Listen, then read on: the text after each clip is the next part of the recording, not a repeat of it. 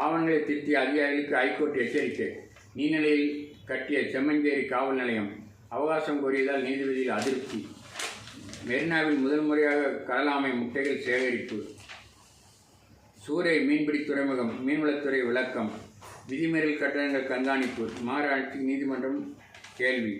Broadway பேருந்து நிலைய சேவை தொடரும். தற்காலிக நிலையங்கள் நிறுத்தி வைப்பு.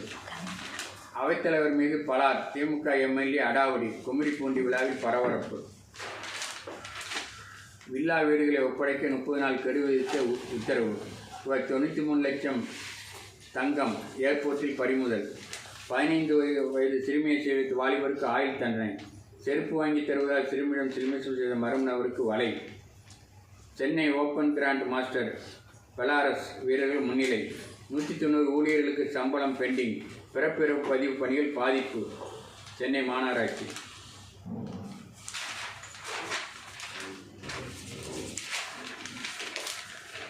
ஒருதலை காதலால் விபரீதம். மாடியிலிருந்து மாணவியை கீழே தள்ளிய வாலிபர் கைது.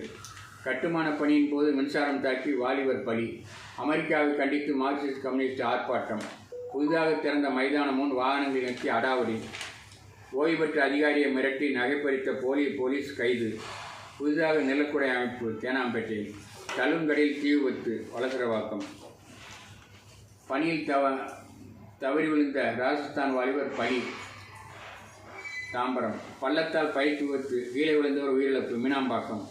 தம்பி சமாதியில் பட்டாக்கத்தியால் கேக் வெட்டிய அண்ணன் கைது. திருவிரும்பூர். பெண்ணை தொந்தரவு செய்தவர் கைது. திருமங்கலம். கிரிக்கெட் விளையாட சென்ற வாலிபர் பலி. புகார்பட்டி. அயனாவரத்தில் தேங்கும் குப்பையால் சீர்கேடு. நடைபாதையில் வழியின்றி பாதசாரிக்கு சிரமம். ராயப்பேட்டை. எலக்ட்ரானிக்ஸ் கடையில் திருடிய நபர் கைது. சிந்தாரிப்பேட்டை. பெண் குளியல் வீடியோ விடுதி ஊழியர் கைது. போதை மாத்திரை விற்ற தாய் மகன் கைது. தலைமறைவான 2 கைது. சென்னையில். மது போதையில் கார் ஓட்டிய விபத்து. குழந்தை உட்பட 4 பேர் காயம்.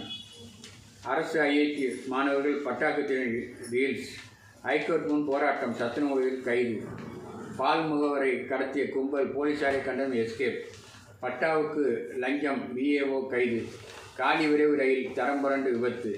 மீண்டும் பணியில் சேர்ந்த 448 தூய்மை பணியாளர்கள். 5 லட்சம் சதுரடியின் அலுவலக வளாகம் ஒன் நேஷனல் பார்க் நிறுவனம் கட்டியது. ஹைகோர்ட் முன் போராட்டம். சத்துணவு ஊழியர்கள் கைது. வீட்டில் தஞ்சம் புகுந்த ஆந்தை வனத்துறையிடம் ஒப்படைப்பு.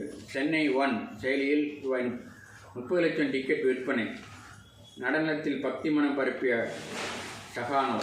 பார்வையாளர்கள்